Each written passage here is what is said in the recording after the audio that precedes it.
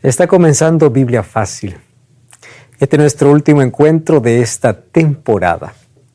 Y, como ya sabes, durante toda esta temporada hemos juntos recorrido un camino de aprendizaje y hemos permitido que Cristo pueda hablar a nuestra vida a través de su palabra. Hemos estudiado el capítulo 14 del libro de Apocalipsis. Y en este capítulo hemos descubierto verdades extraordinarias. Hemos hablado sobre el Evangelio eterno y cómo ese Evangelio eterno puede transformar nuestra vida. El Evangelio se centra en Cristo, mas Cristo cuando llega a la vida nos torna obedientes, hace que podamos reflejar su carácter y nos hace adoradores correctos. Y hoy estamos finalizando esta serie hablando sobre la parte final de aquel mensaje de los tres ángeles. Así que siéntete abrazado allí donde estás. Gracias por formar parte de Biblia Fácil y, como siempre, estar con Biblia en mano para una vez más estudiar la Biblia. Que el Señor pueda bendecir tu vida, tu familia, tu salud, tus planes, pero sobre todo, tú puedas permitir que aquellas verdades aprendidas hoy puedan tornarse en decisiones que te aproximan a Cristo. Antes de poder comenzar con nuestro tema de hoy, quiero ofrecerte un curso bíblico. La revista Esperanza, en su primera edición, La cura del pecado. Puedes solicitar este curso bíblico totalmente gratis a nuestro WhatsApp más 5512 98 114 60 o ingresar a nuevotiempo.com/escuela bíblica. Es totalmente gratis, puedes solicitarlo ya. Muy bien, amigos, hemos llegado a la parte final de nuestra temporada y vamos entonces al capítulo 14, que ha sido nuestro tema de estudio de toda esta serie especial de Biblia Fácil.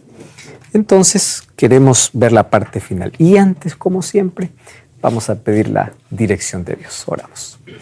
Gracias, Señor, te damos por este privilegio que tenemos de abrir tu palabra y hoy queremos una vez más estudiarla siendo guiados por tu poder, que tu Santo Espíritu pueda iluminar nuestra mente y tu palabra que ahora está en nuestra mano pueda entrar en nuestro corazón.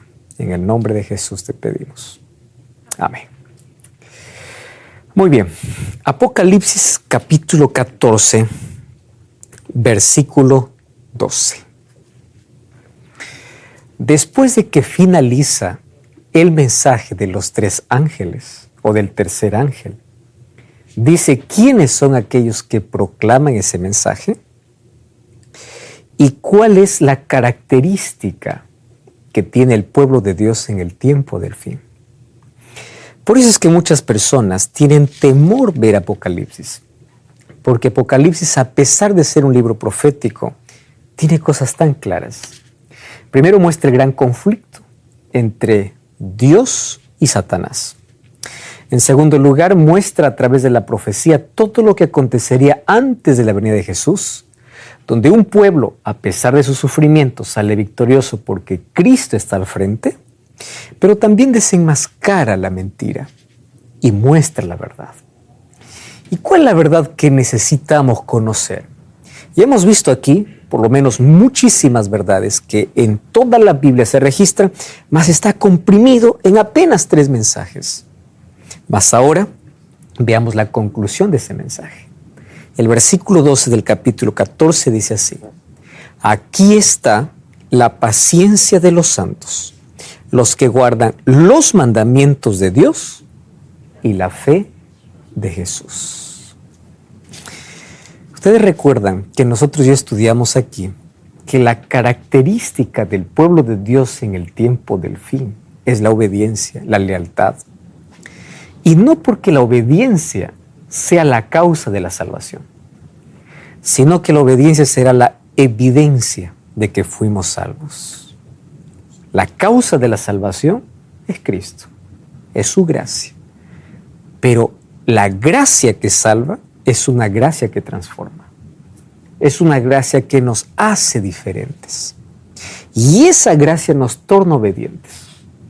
Y cuando nosotros entendemos la gracia de Cristo y somos transformados por esa gracia, obedecer se torna placer.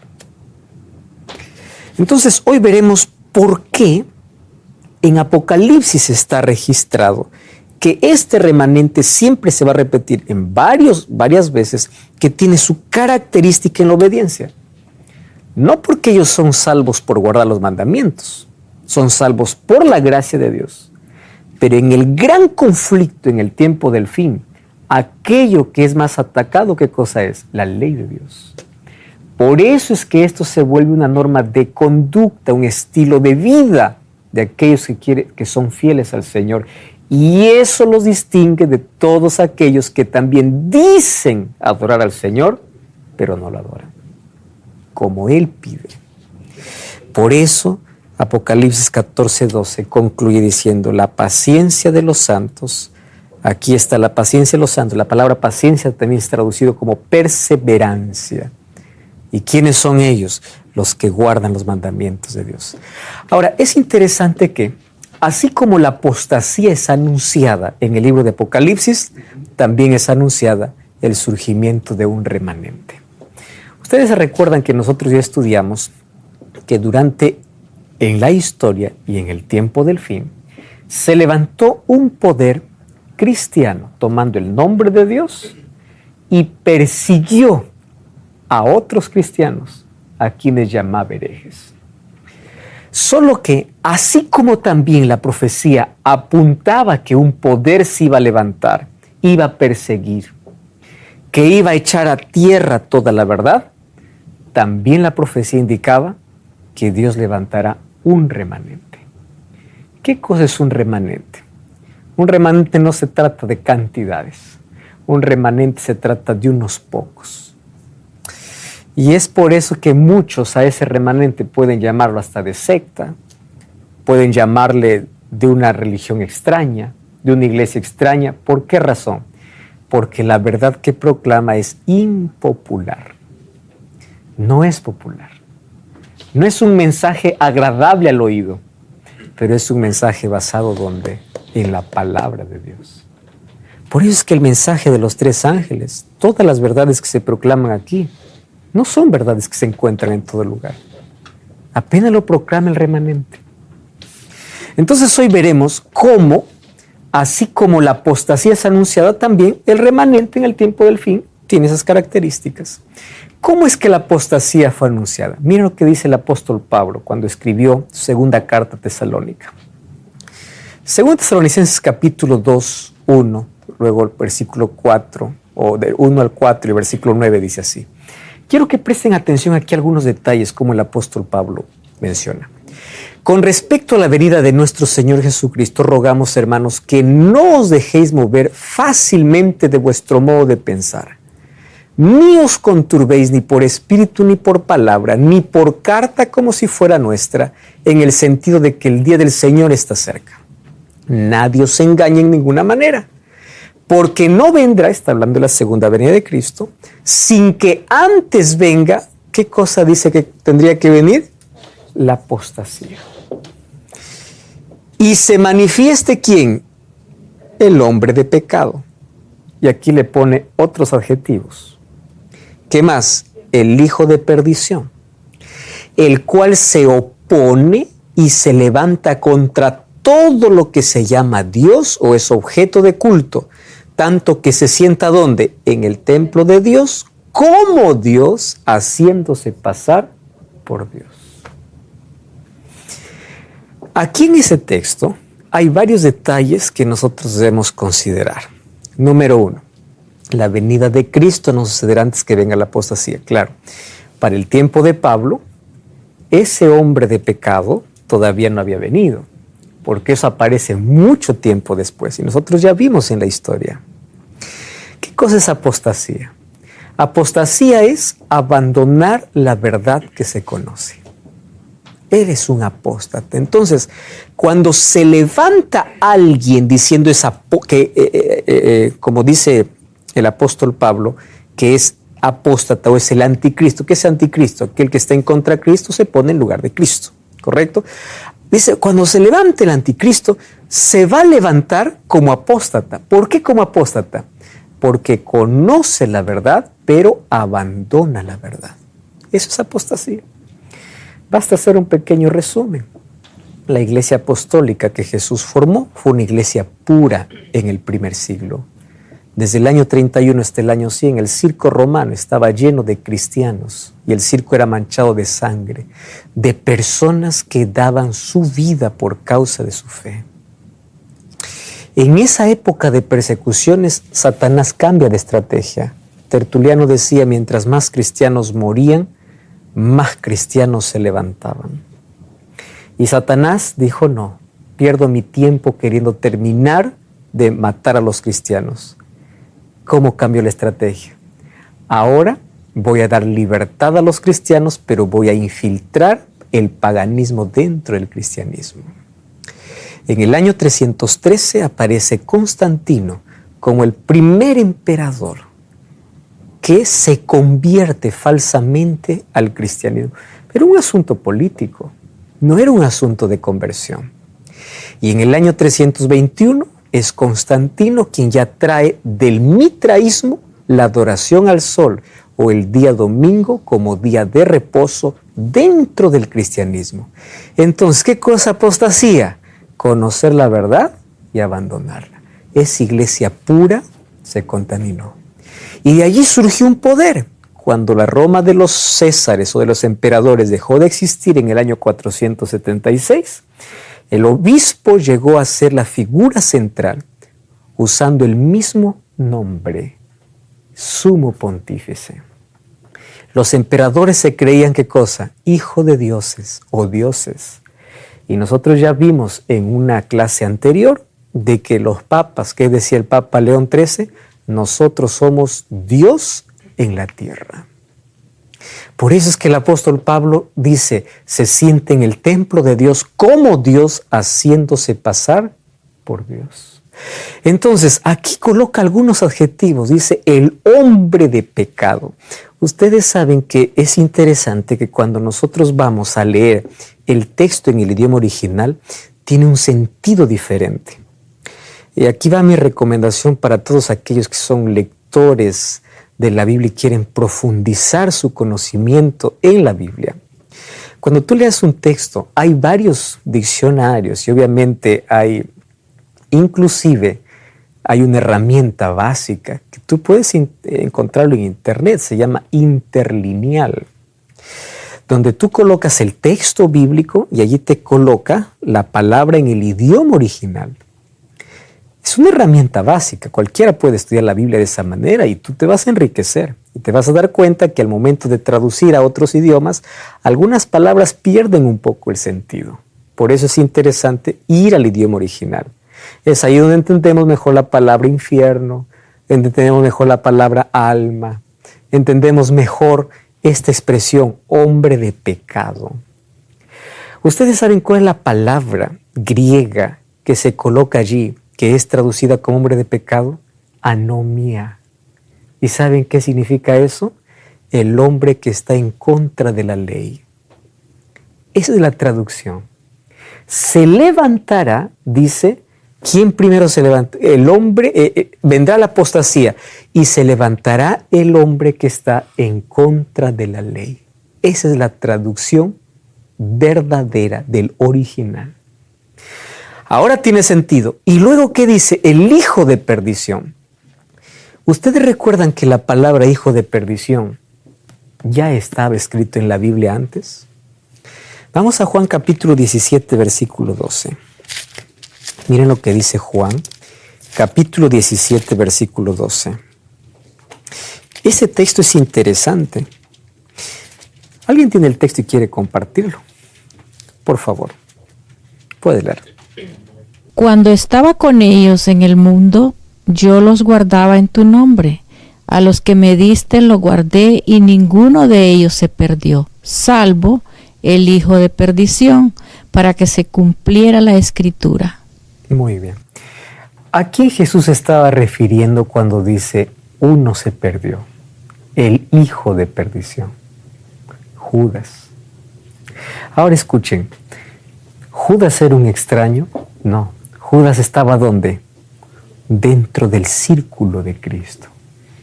¿Saben por qué Pablo coloca hijo de perdición? Porque aquel que se levantaría en contra de Cristo sería alguien del propio cristianismo. No vendría de afuera, saldría ¿de dónde? De adentro.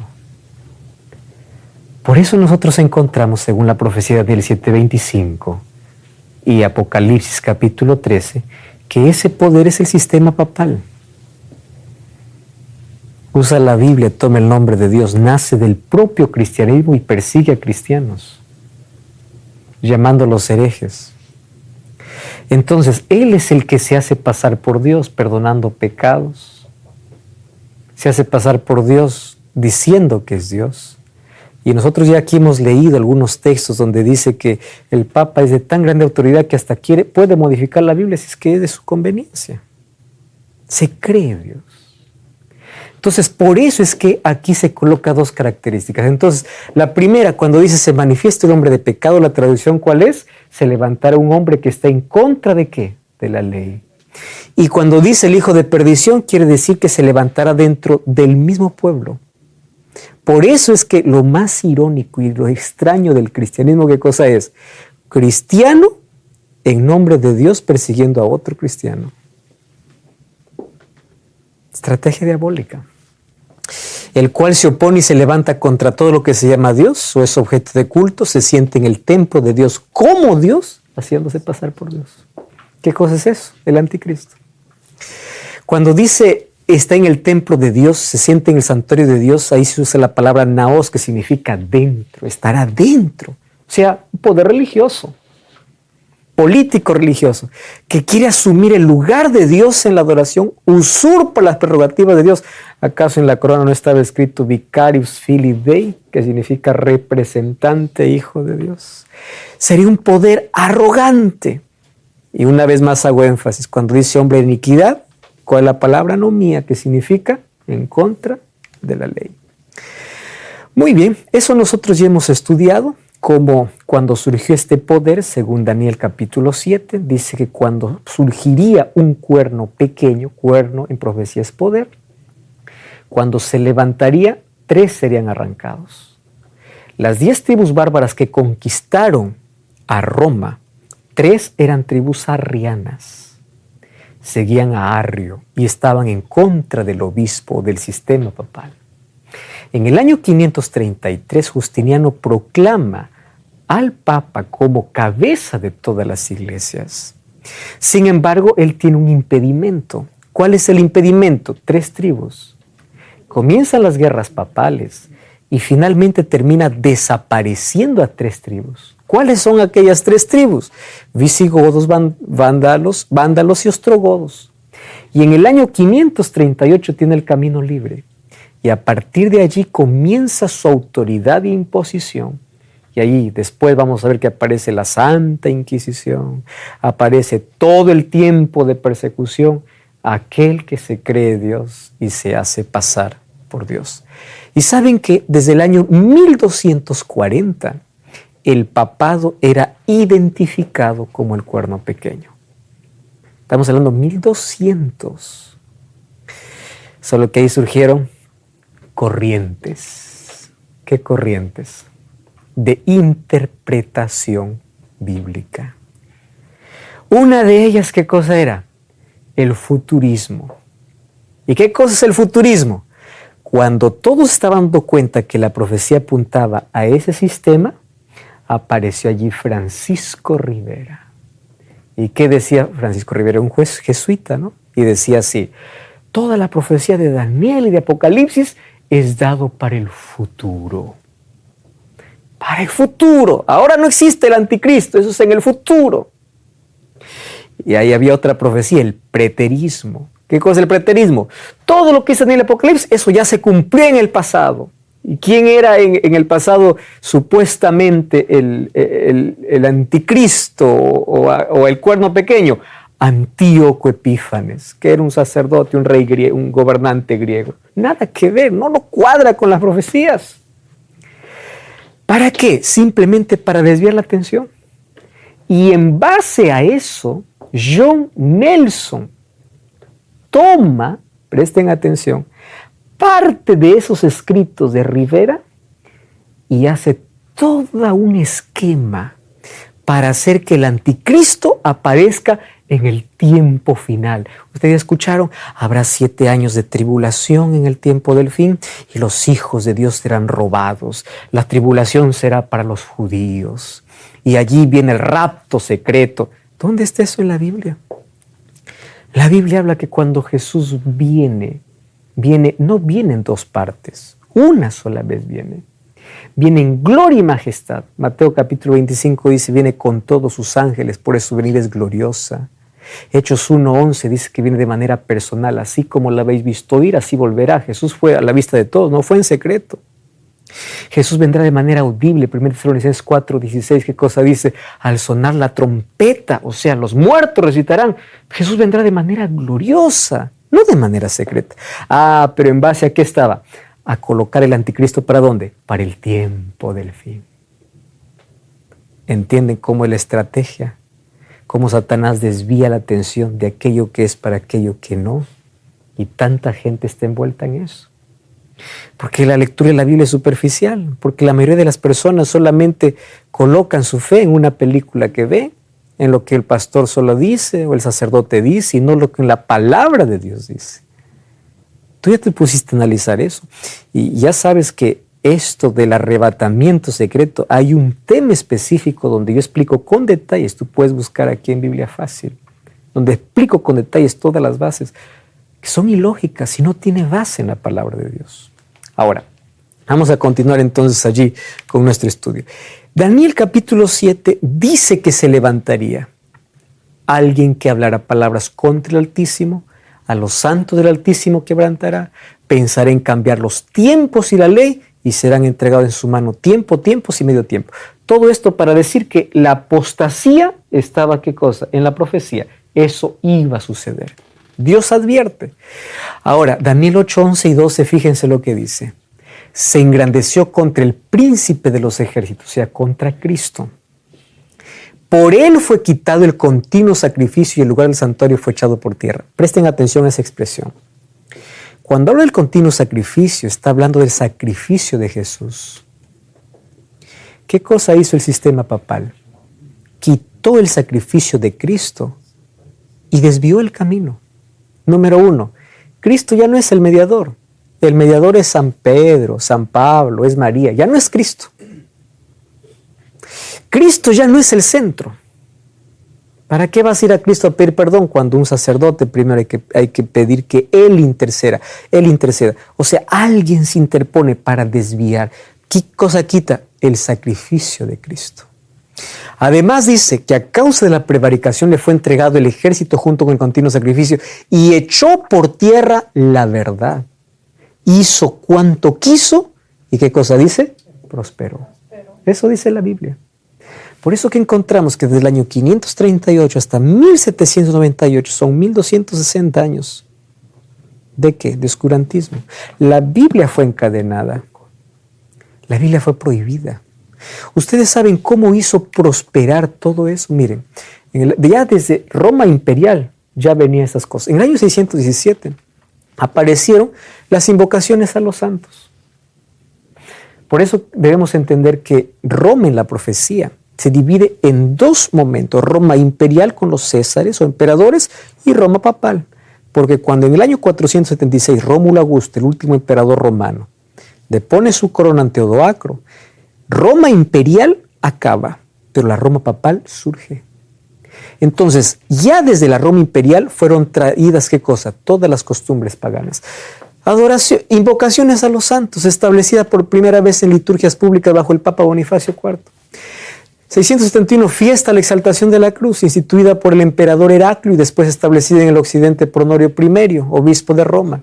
884, canonización de los santos, creado en 884 y decretado en 1160. 769, veneración de imágenes. Cada persona que fue canonizada se le hizo una imagen para venerarlo. El santo se convirtió en intercesor.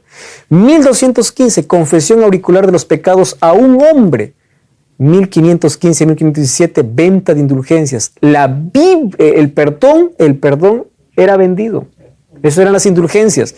1229, prohibición del estudio de la Biblia, donde la tradición estaba por encima de la palabra de Dios. A eso se refería de que este poder o este anticristo se levantaría, perseguiría al pueblo de Dios, cambiaría los tiempos y la ley, pero echaría por tierra toda la verdad. Por eso era necesario que Dios levante una vez más un remanente en el tiempo del fin. Y ese remanente levantaría la verdad que fue pisoteada, por eso guarda los mandamientos de Dios y tiene la fe de Jesús. No cambies el canal, vamos a una breve pausa. Ya regresamos. Qué Biblia Fácil.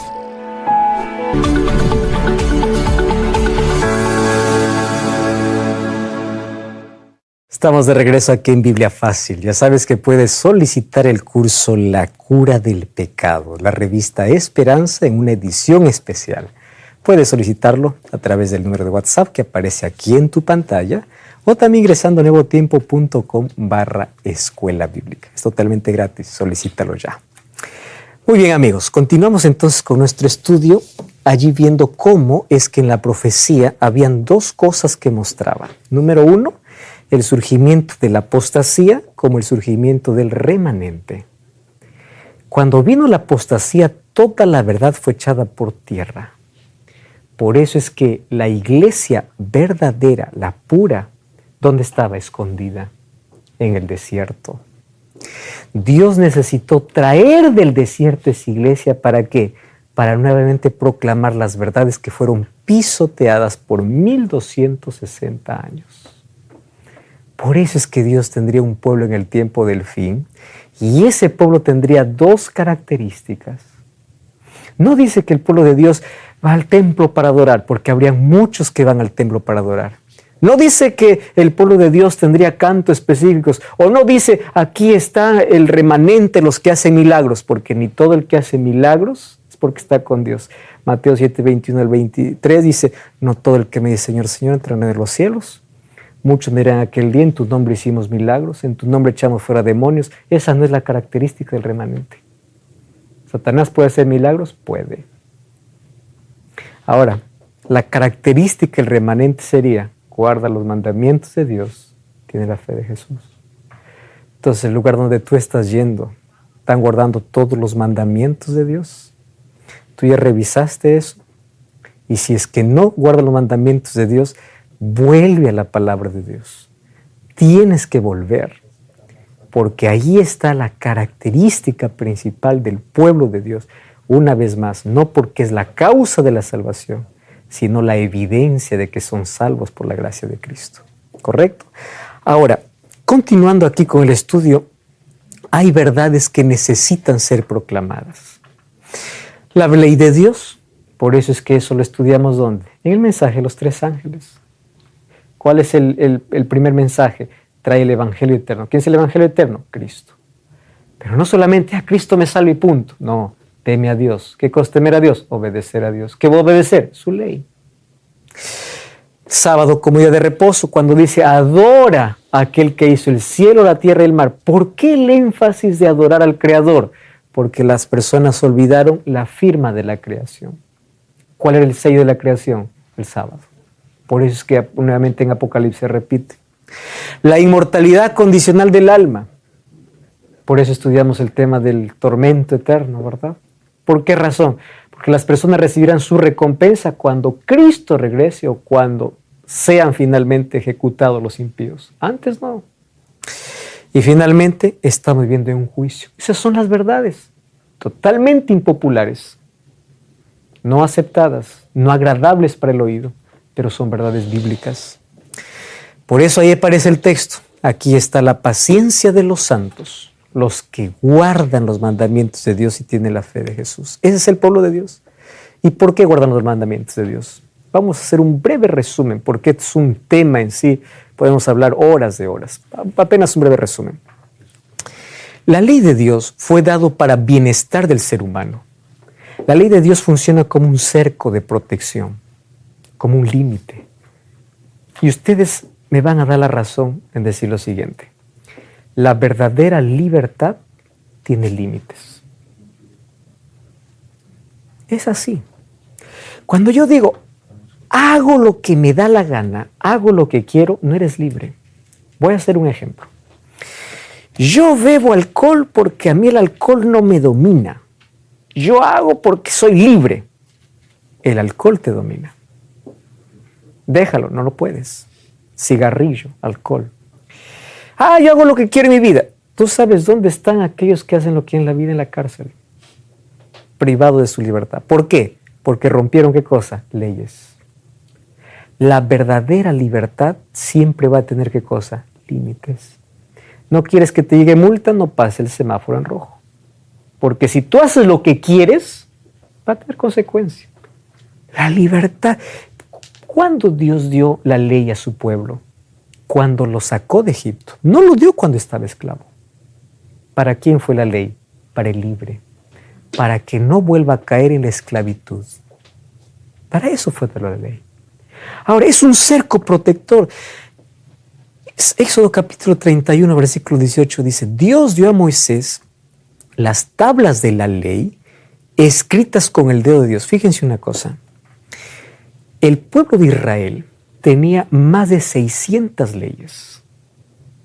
De salud, civiles, ceremoniales, todo, ley para todo.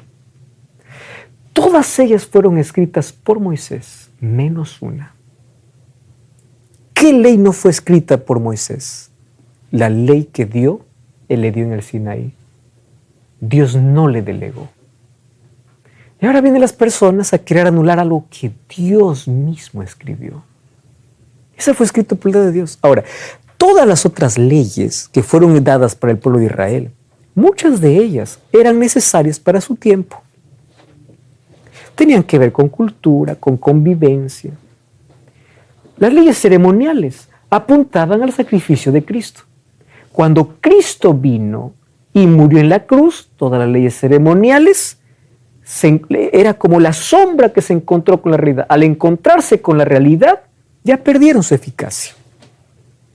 Pero la ley que escribió Dios no era una ley que tenía que ver con ceremonias, no tenía que ver con cultura, no tenía que ver con tiempo.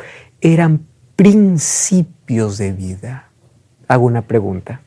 ¿No matarás era válido para el pueblo de Israel o para todos los tiempos? Todos los tiempos.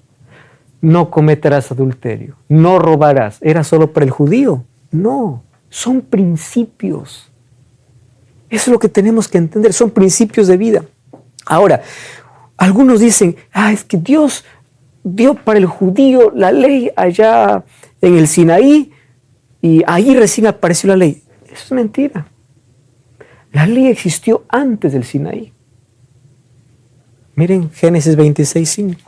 Abraham, el padre de la fe, dice así: por cuanto oyó Abraham mi voz, guardó mi precepto, mis mandamientos, mis estatutos y mis leyes.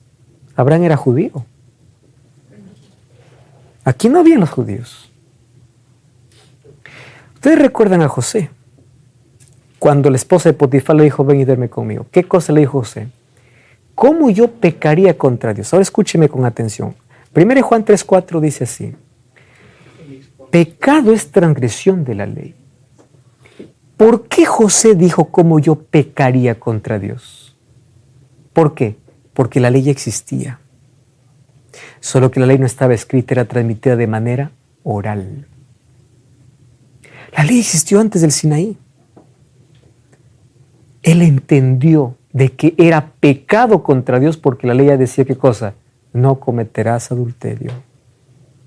O no fornicarás, que entra todo eso dentro de ese mandamiento. ¿Por qué Dios tuvo que cobrar a Caín porque mató a su hermano? Porque había una ley que decía, no matarás. ¿Ustedes saben cuándo el sábado fue observado por el pueblo de Israel? No cuando Dios dio su ley en el Sinaí. En el capítulo 16, cuando ellos recogían el maná, recogían de domingo a viernes. Viernes el doble, el sábado reposaban. ¿Por qué? Porque eso fue incluido dentro de la ley de Dios, pero fue dado ¿desde cuándo? Desde el Edén.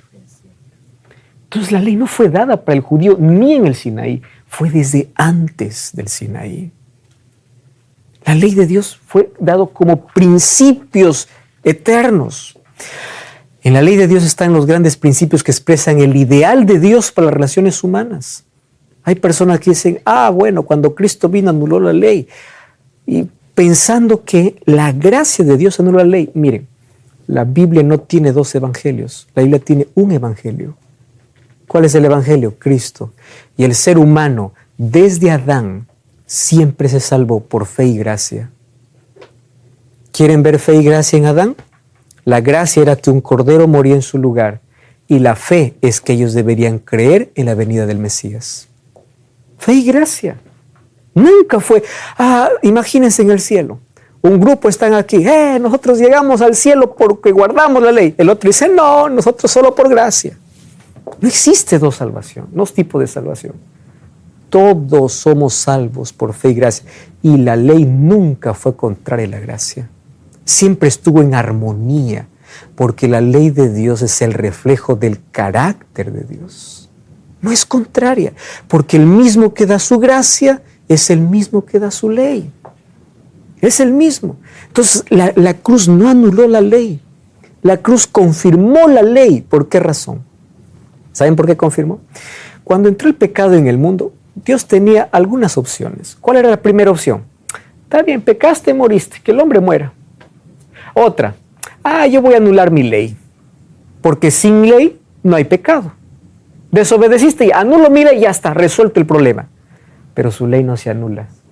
Para que su ley se cumpla, dijo, yo voy a morir en tu lugar, porque la ley, ¿qué cosa dice? Tú pecas, mueres, pero yo voy a morir en tu lugar. ¿Anuló la ley? No, sino ¿qué cosa? Confirmó. Y la ley es la muestra y el reflejo del carácter de Dios. ¿Cuál es el carácter de Dios? Amor y justicia. Eso es el reflejo de Dios. Entonces, cuando nosotros repasamos la ley, encontramos que es absurdo pensar de que la ley de Dios fue anulada. ¿Por qué razón? No tendrás otros dioses delante de mí. ¿Qué cosa es lealtad a Dios? Entonces, cuando yo digo así, la ley de Dios fue anulada allá en la cruz del Calvario, significa que ahora tú puedes ser un idólatra. Dime, ¿puedes ser un idólatra? ¿La idolatría es pecado? ¿Tú crees que la idolatría es pecado? Muy bien. Si tú crees que la idolatría es pecado, tú estás guardando la ley. Porque el primer mandamiento dice, no tendrás otros dioses. El segundo mandamiento dice, no te harás esculturas, imágenes para adorar. ¿Tú crees que a Dios se adora en espíritu y en verdad y no necesitamos esculturas para llegar a Dios? ¿Tú crees en eso? ¿Sí? Si tú crees en eso, estás guardando la ley. Y la ley no fue anulada en la cruz. ¿Por qué? ¿Por qué no fue anulada? Porque un verdadero cristiano demuestra su amor a Dios en una adoración auténtica, sincera. ¿Tú crees que tomar el nombre de Dios como juego es pecado? ¿Tú crees en eso? Sí. Y si tú dices sí, es porque la ley no fue abolida, porque eso dice el tercer mandamiento. ¿Tú crees que honrar al padre y a la madre debe ser un principio? ¿Sí o no? ¿Tú crees en eso? ¿Lo crees? Si lo crees, entonces la ley no fue abolida. ¿Tú crees que matar es pecado? ¿Tú crees en eso? Muy bien. Si tú crees que matar es pecado, la ley de Dios no fue anulada, porque el sexto mandamiento dice, no matarás. ¿Tú crees que robar es pecado?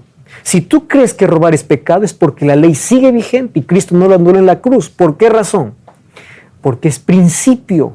No tiene que ver con un pueblo, con un tiempo, ni con el judío. Tiene que ver con todos. Pero ¿sabes a qué extremos ha llegado? La gente anula toda la ley solo porque no quiere guardar el cuarto mandamiento. Porque el cuarto mandamiento es el único que te recuerda quién es tu creador. Acuérdate del sábado para santificarlo. Ese es el problema. Y nosotros ya hemos visto que la señal en el tiempo del fin de obediencia a Dios entre sello y marca tiene que ver justamente con mi lealtad a Dios al reconocerlo como creador. Entonces, son principios. Por eso Jesús dice, si me amas, guarda mis mandamientos, porque la ley está basada ¿en qué? En amor. ¿Cómo yo digo que amo a Dios? Mateo capítulo 22, versículo 36 al 40 dice, Maestro, alguien le preguntó a Jesús, ¿cuál es el gran mandamiento de la ley? Jesús le dijo, amarás al Señor tu Dios con todo tu corazón, con toda tu alma y toda tu mente. Este es el primer gran mandamiento. Y el segundo es semejante, amarás a tu prójimo como a ti mismo. Algunos solamente queda hasta allí, pero el texto continúa. ¿Qué dice el texto? De estos dos depende toda la ley. Jesús no está anulando, Jesús está resumiendo. Ahora, yo le voy a decir, hay personas que son obviamente sinceras y piensan así. Ya mandamientos no nos sirven. ¿Por qué? Porque Jesús vino a darnos dos nuevos. ¿Cuáles son los dos nuevos? Amor a Dios y amor al prójimo. está bien. Eso es la ley. Pero ¿cómo amas a Dios? ¿No? Solo es decir, Diosito, te amo. No. Amar a Dios es no tener otros dioses. Es no postrarse ante esculturas. ¿Y dónde está eso? En la ley. Y aquellos que piensan que Jesús vino a dar nuevos mandamientos, siento decepcionarles que lo que Jesús dijo estaba en el Antiguo Testamento. ¿Dónde está amarás a Dios? En Deuteronomio capítulo 6. Miren lo que dice la Biblia. Abran sus Biblias. Deuteronomio capítulo 6, versículo 4. Jesús no vino aquí a hacer algo nuevo. Jesús vino a recordar lo que ya estaba dicho. Deuteronomio capítulo 6, versículo 4. Dice así: Oye Israel, Jehová nuestro Dios, Jehová uno es. Dice el versículo 5: Amarás a Jehová tu Dios de todo tu corazón, tu alma y tus fuerzas. ¿Jesús está colocando algo nuevo? No. ¿Y dónde saca amarás a tu prójimo como a ti mismo? Levítico 19, 18. Miren lo que dice Levítico. Esto ya está en el Antiguo Testamento. Levítico capítulo 19, versículo 18. Levítico 19, 18. No te vengarás ni guardarás rencor a los hijos de tu pueblo, sino amarás a tu prójimo como a ti mismo. ¿Jesús vino a anular la ley? ¿Jesús vino a colocar algo nuevo? No, ya estaba aquí. Jesús lo resumió su ley. Por eso es que el pueblo de Dios en el tiempo del fin, ¿qué cosa hace? Le obedece. ¿Y por qué le obedece? Porque entiende que la respuesta a la gracia de Dios es vivir bajo sus principios que Él ha establecido. Jesús dijo en Mateo 5, 17, 18, no penséis que vine para abrogar la ley y los profetas. No he venido para abrogar, sino para cumplir. Alguien me dijo así, es que Jesús ya los cumplió por mí. Yo ya no necesito cumplir nada.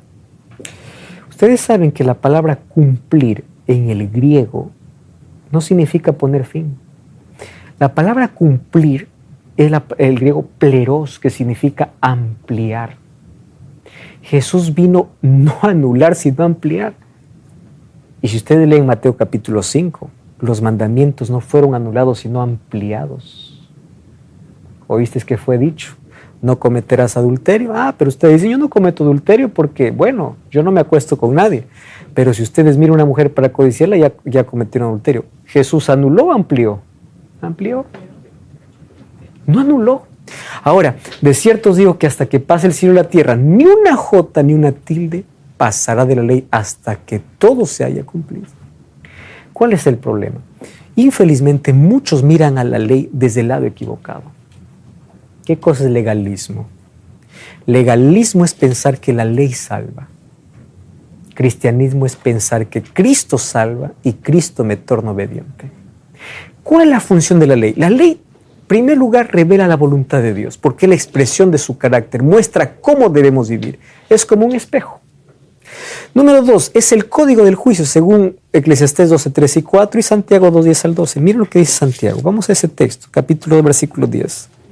Cualquiera que guarde toda la ley pero ofendiera en un punto, está hablando de uno, se hace culpable de todo. Porque el que dijo no cometerás adulterio, ahora les digo, ¿de qué ley está hablando? ¿No es acaso de la ley de Éxodo 20? Porque allí dice no cometerás adulterio. También ha dicho no matarás. ¿De qué ley está hablando? De la ley de Éxodo 20. Ahora, si cometes adulterio, no cometes adulterio, pero matas, es hecho transgresor de la ley. Así hablad y haced como los que habéis de ser juzgados por la ley de la libertad. No lo llama la ley de la opresión, sino de la libertad. Entonces recordemos, somos salvos por gracia, pero juzgados por obras. ¿Y cuál es el código? La ley. Por eso es que hay un juicio. Garantiza la libertad, porque vivir dentro de los límites establecidos por la ley de Dios trae seguridad. La ley no salva, sino señala los errores. Es como un espejo que muestra la santidad de Dios y refleja nuestra maldad. Sin la ley no podríamos ver claramente nuestra culpa o necesidad. ¿Cuándo es que yo me arrepiento? Cuando yo me siento transgresor. Solo el pecador busca un salvador. ¿Y quién me dice que soy pecador? La ley que me apunta a mis errores. La ley no me salva. Cuando yo me voy a un espejo y me miro, veo que tengo una mancha en el rostro. ¿Me voy a limpiar con el espejo? No, porque el espejo no limpia. ¿Qué me limpia? El agua. Me voy a Cristo. Entonces, cuando yo ya me limpio el rostro, vengo al espejo y el espejo ahí veo mi rostro limpio. El espejo ya no sirve más. ¿Quiero el espejo? No. ¿Por qué? Porque en algún momento nuevamente voy a ensuciarme. Entonces la ley no me salva, la ley me muestra el error. Pero cuando Cristo me limpia, no quiero decir ya el espejo no sirve. Miren, para poder entender mejor, la ley funciona como un examen. El examen no cura la dolencia, sino muestra la dolencia. Cuando el médico me dice, tengo que hacerte una tomografía o una ecografía, ese examen no me cura, me muestra. Eso hace la ley. La ley no me salva, me muestra quién soy y la necesidad que yo tengo de Dios. La ley no salva, muestra que necesito de salvación. Ahí está la diferencia entre legalismo y cristianismo. El apóstol Pablo, cuando aparentemente hablaba de la ley, no está hablando de la ley de Dios, está hablando de legalismo, de gente que se aferra a la ley para salvarse. Por eso vamos a encontrar varios textos ahí. Entonces la ley no es la causa de la salvación, sino la evidencia de la salvación. Sin ley no hay conocimiento de pecado. Cuando dice el fin de la ley es Cristo, no está diciendo que Cristo puso fin a la ley, sino que la finalidad, el objetivo de la ley es Cristo. Ahora fíjense, ustedes saben que los pecados son apuntados por la ley. Si nosotros quitamos la ley, no hay pecado. Y si quitamos el pecado, ¿para qué vino Cristo? Y si Cristo no vino, ¿para qué el cristianismo? Si nosotros anulamos la ley, anulamos todo el plan de salvación. ¿En qué consiste el nuevo pacto? El nuevo pacto consiste en que Cristo coloca la ley en nuestra mente, no que anula su ley. Eso dice Hebreos 8:6. Por lo cual este es el pacto que haré con la casa de Israel después de aquellos días, dice el Señor.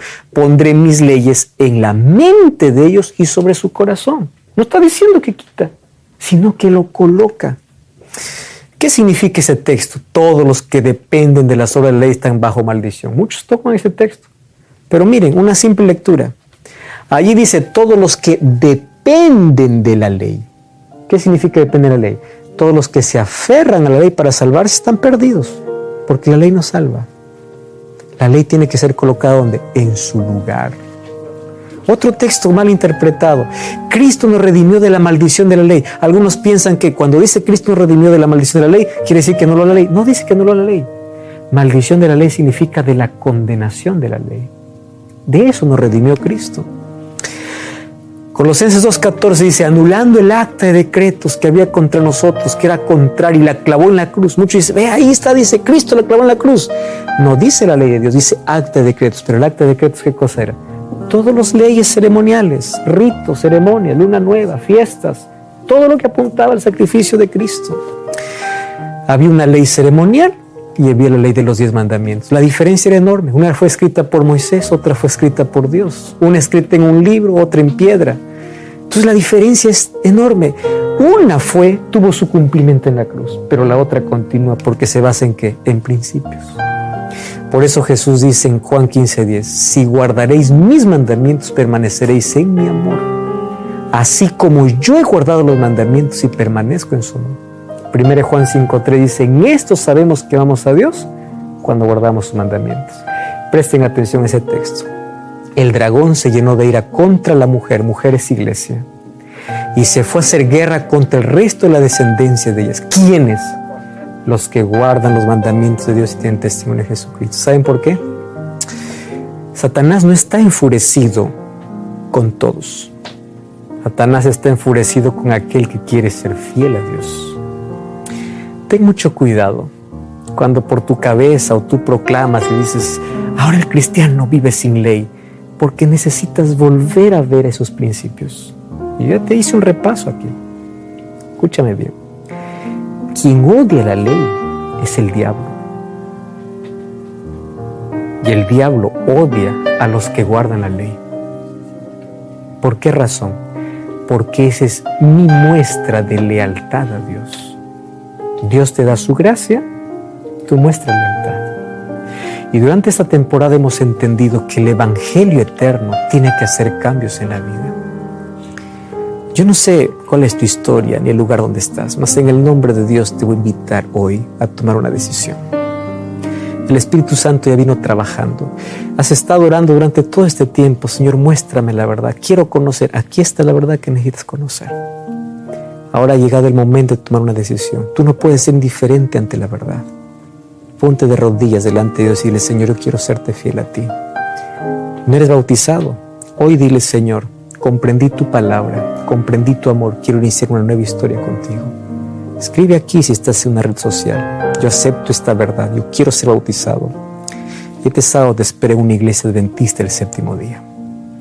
Allí vamos a abrazarte y vamos juntos a seguir comprendiendo el plan que Dios tiene para nuestra vida. Yo te invito en el nombre del Señor a no ser indiferente con una verdad que te ha sido mostrada. Sigue profundizando tu fe en Cristo. Tú no debes fidelidad a una placa ni a un pastor. Tú debes fidelidad a Cristo y a su palabra. Y en el nombre de Dios te invito a formar parte del remanente que Dios tiene aquí en la tierra.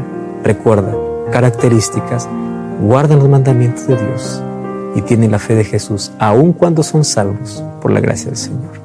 Mientras el Espíritu Santo toque el corazón de las personas y la palabra de Dios es expuesta y es abierta, muchos corazones sinceros aceptarán esa verdad.